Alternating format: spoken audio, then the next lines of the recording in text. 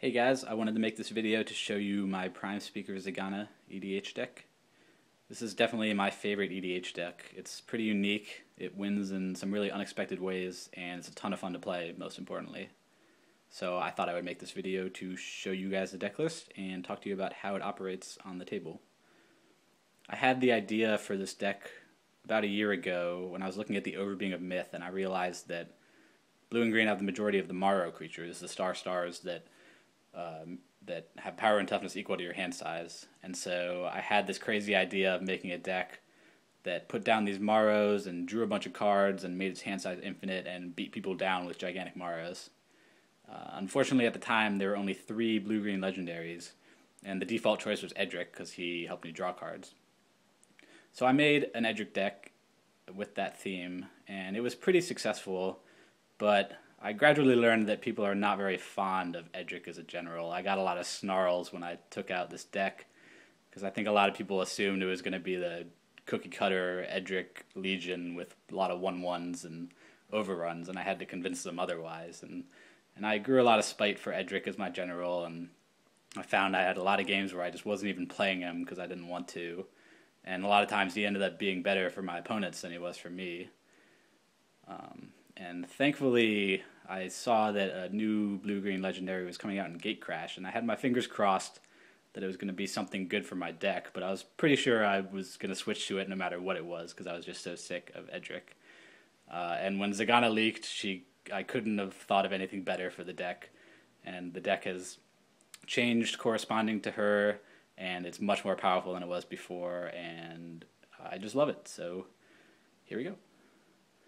So the deck has 40 lands, which might seem like a lot, but once you see how it operates, you might understand why it has so many. It really enjoys being flush with lands. So it has 16 forests and 16 islands, Hinterland Harbor, Breeding Pool, Simic Growth Chamber, Flooded Grove. Terrain Generator is great. As you'll see, my hand sizes get very large, and the way that I ramp is by putting extra lands into play each turn, and that's the reason that I want to have so many lands. Riptide Laboratory is just bonkers with Zegana because she's a wizard, and if you can bounce her, you can replay her, and you can draw more cards. So this card really makes the deck a lot easier to play. Reliquary Tower is a staple in a lot of EDH decks, but it's great for this deck because it relies on having a large hand size.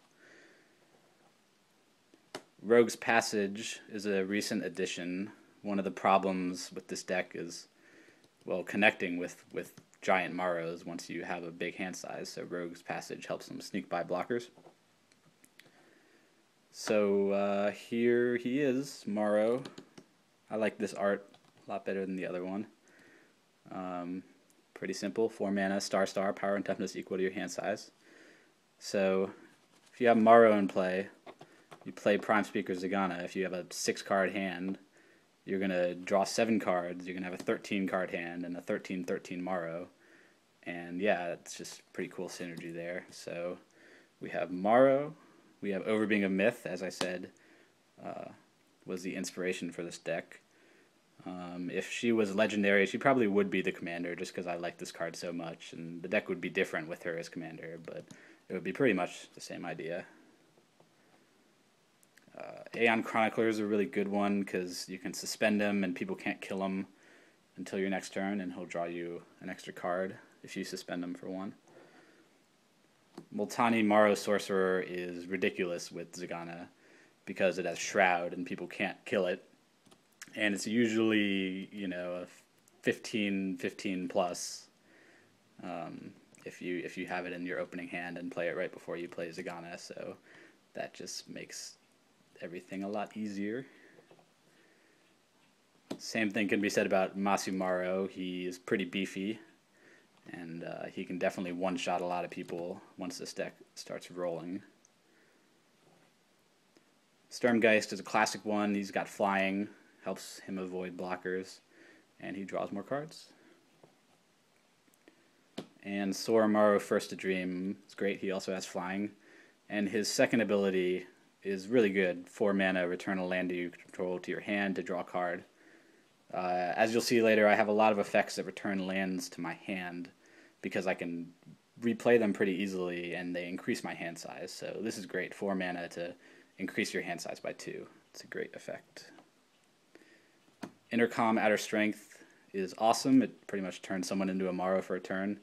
I've never seen any other EDH deck that runs this card, but I have killed a lot of people with this card. And it's definitely great to just spring on somebody and KO them. Imperial Plate is great. It can turn my smaller creatures into Maros, or it can double the size of my Maros, and it's just awesome. Okay, now we have some cards that make my hand size infinite. We have Reliquary Tower before. We have Spellbook, Graceful Adept, Library of Leng, and Praetor's Council. Praetor's Council is pretty bonkers in this deck because if you return your graveyard to your hand, you're going to have a humongous hand and no maximum hand size, and yeah, it's pretty much easy mode after that. There's at least one more card that makes your hand size infinite, and that's Venser's Journal, but it's a little bit too expensive, and I found that the life gain effect made people more inclined to kill it. And one of the weaknesses of this deck is if people realize that killing my Spellbook or my Reliquary Tower can cripple me. But a lot of times people don't realize that. So now we're on to the Rampers. And as I mentioned before, when I talked about Terrain Generator, this deck ramps by putting extra land cards into play, which is great because it's drawing a bunch of cards and it usually has multiple lands in his hand. So, you know, cards like Sakura Tribe Scout, you can get a lot of value out if you play them early. They can end up dropping 3 or 4 lands for you in a game. So we have Sakura Tribe Scout, Sky Shard Ranger, Badoku Gardener is good. I used to not like him because when he flips, he doesn't let me drop any lands anymore. But now that Zegana is the general, putting those XX elementals might actually come in handy one day. It hasn't yet, but it might. Walking Atlas. Oracle Moldai is a great one. Staple EDH card. Azusa Lost But Seeking is probably the best one. She is just crazy in this deck. Burgeoning is also a ridiculous card. And Patron of the Moon is cool because he's the only blue one. But late in the game when I have a huge hand, I can just dump all my lands out of my hand and be in a pretty dominant board position. Summer Bloom is one of my favorite cards in this deck. If I play Zegana and draw into it, I usually have 3 lands in my hand and I can drop them. It's really shocking to people when I'm dropping 5 lands a turn, and it's a great card. Urban Evolution is also a really good card. It does exactly what this deck wants to do, which is draw cards and drop lands. And Explore does pretty much the same thing. It's pretty much a smaller version of Urban Evolution. This is a new ad. Sprouting Vines is also a new ad. When I made Zegana my general, I had a few games where I couldn't make it to the 6th turn before I sort of ran out of steam, and so I added a few cards that would help me get some lands early on. And this one's great because at a minimum you're going to get 2 lands out of it. At a maximum, you know, you get 3, 4, and also late in the game, you know, if you could use it to increase your hand size by 5 or 6, which really helps this deck out. Journey of Discovery is great. Both of its abilities are good. One of them lets you search your library for 2 basic land cards, which is pretty much what Sprouting Vine does. And the other one lets you drop 2 lands, which is kind of a mini Summer Bloom, and you can entwine them. Okay, now we have some draw spells, and you might think that Zegana is all the draw you need, but not really. It's really good to have some extra draw spells in this deck, as I found. And so I have Blue Sun Zenith, Stroke of Genius, and Mind Spring. And I really like these cards for a few reasons. First of all, if it's early in the game and I'm running out of steam, I can use them to draw 2 or 3 cards. If it's late in the game and I really want to have a power boost, I can draw 8, 9, 10 cards with them and really go over the top. And most importantly, late in the game, if Zegana gets shuffled into my deck or if she's stuck on the battlefield, I can use these cards to pick up steam again and keep going through my deck.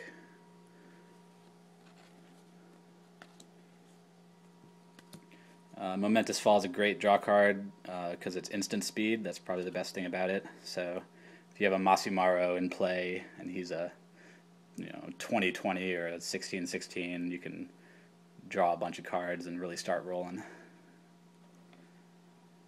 Jushi Apprentice is awesome. If I have him in my opening hand, it's usually a sign that it's going to be a good game. And if I can get him to flip and double my hand size, then I'm in a good position. Seer's Sundial is also a new add. I figured it would help me get through that early hump in the game. I'm dropping a lot of lands so I can draw cards from it. And I really wish there were more landfall abilities, because this deck drops a lot of lands, and unfortunately there aren't many landfall abilities that work well with it, but this is one of them. So we have Gush and Fathom Seer, and I love these cards. I've never ever seen Fathom Seer played anywhere else, but these are some of my favorite cards in the deck, because for 0 mana you can increase your hand size by 4 by returning 2 islands to your hand and drawing 2 cards. So if you have a Maro in play, and you have Fathom Seer morphed, you play Zegana, and once you make sure no one's going to kill your Maro in response to Zegana, you flip your Fathom Seer and you draw 4 more cards than you would have, plus the additional 2 from Fathom Seer. So very, very good cards in this deck. Okay, now we have some removal. Beast Within is pretty staple. Curse and Grip is pretty staple. Washout is awesome. If you have a blue deck, you should have Washout in it. Evacuation is great in this. It's particularly great in this deck because this deck enjoys having large hand sizes and usually has a lot of mana, so Evacuation is usually not nearly as crippling for me as it is for other people. And it also returns Zegana to my hand, which is always a good thing. And same goes for Devastation Tide. Rending Vines is a cool removal spell, and it fits with the theme of the deck, which is hand size, so I like it. We have Peel from Reality and Ether Tradewinds. These are good removal spells that I added once Zegana became my general, because they can put Zegana back in my hand so I can play her again, and they are removal, which is always good. Soratami Mirror Mage, this is one of those cards that you open in a pack and you say, good God, this card is terrible, why would I ever play this card? But I really like it in this deck. It has the power to increase my hand size by 3. It has a built-in removal, and it always has the potential to bounce Zegana back to my own hand if I want it to. So this card has proved itself very helpful in this deck. So this Thwart is actually the thing that made me realize that bouncing lands is a good thing for this deck. I put Thwart in, and if somebody tried to stop me from, say, Soul's Majestying a Maro, I would thwart it, and all of a sudden the Soul's Majesty went off, and the Maro was 3 cards as strong as it was before they tried to kill it. And I really like having these and other free counterspells in here. When I have a giant hand, I'm going to have them in it, and it's just really nice when I'm trying to seal the deal and people are trying to prevent that. So we have Thwart, we have Foil, which is usually easy to cast when you have a large hand size. Discard an island and another card rather than paying its cost. Pact of Negation, I can't really say that I've used this card to great effect, and I always want to take it out, but I just have the feeling that one day it's going to save the day for me, and it's exactly what this deck wants, which is a free counterspell that it can toss out of its gigantic hand. Force of Will is great, and thankfully I had one of these laying around my house that I opened when I was a little kid, so I didn't have to shell out the money for it. Spell Rupture is a nice new card. If I have these big Maros in play, it's pretty much going to counter any spell.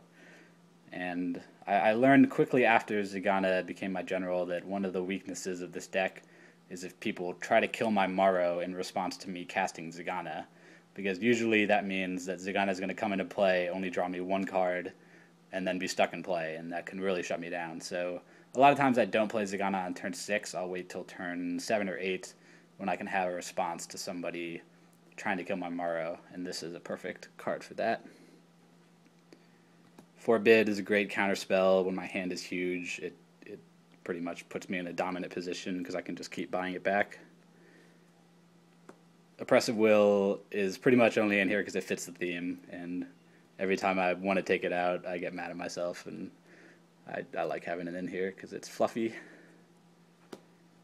Whispersilk Cloak is great. It protects my Maros from being killed, and it also helps them sneak by opponents once they're gigantic. Shadow Rift is a great card. 1 mana to make something unblockable, practically, and to draw a card. It's really good, and has definitely helped me win a lot of games. Time of Need is also a new addition. It's the only tutor in this deck, because the deck doesn't really need tutor since it's going through itself so fast, but I like this because it won't, most tutors, or a lot of tutors will decrease your hand size, but this will keep your hand size the same, and I'll usually get either a Zuza or a Multani Mara Sorcerer, depending on which one I need more. Vines of the Vastwood is a good utility card. As I was saying earlier, if somebody tries to kill a Maro in response to me casting Zegana, I can do this, give the Maro Shroud, and also give it +4/+4, so I would draw 4 more cards through Zegana than I would have if they didn't try to kill it. Simic Charm is a good utility. It can buff up a Maro before I play Zegana. It can give my Maros hexproof so they won't get killed, or it can remove an opponent's creature or bounce Zegana back in my own hand, so it's very versatile. Ensnare is another card that you very rarely see played in EDH, but I love it in this deck. What you do, you attack with your Maros, and then you cast it to tap all your opponent's blockers so they can sneak by. And you can cast it for free by returning 2 islands to your hand and making your Maros a little bit stronger. It's a great card. Uyo, the Silent Prophet, is another great card. She can put lands back in my hand. She can copy my own draw spells, or she can copy my opponent's spells. And at the least, she's a 4/4 that will draw me 5 cards through Zegana, so that's pretty good. Okay, this is probably the most powerful card in the deck, Sayesa Orochi Ascendant. What he does is, at any time you can reveal your hand, and if you have 7 or more cards in your hand, you flip him. And then he says, whenever a land you control is tapped for mana, add 1 mana of that type to your mana pool for each other land you control with the same name. So that pretty much means that your forests and your islands are exponential. If you have 5 islands in play, they're each going to tap for 5 mana. So yeah, if I can flip this person, it's pretty much game over from then, because I have all the mana that I ever want. And it's actually very easy to flip him in this deck, because I have so many lands, and this deck usually has a 14 plus card hand size if everything's going according to plan, and it can also bounce its own lands and increase the chance you have 7 lands in your hand. So this card is probably the best card in this deck. It's another card that I very rarely see played in EDH, and so I think it's cool that this deck can pull it off. And it's another target for Time of Need, because it is a legendary creature. So if I have 7 lands in my hand, and Time of Need, I can tutor for it, and that's that.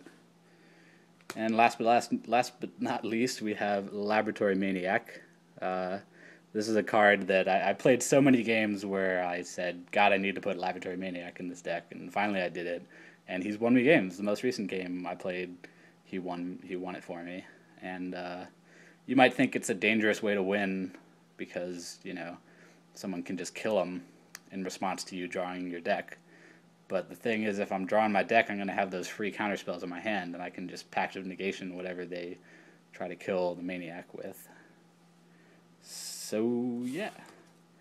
That is my Prime Speaker Zegana deck. I hope you guys enjoyed watching this video, and feel free to take ideas from it. Just know where you got them from. Peace out.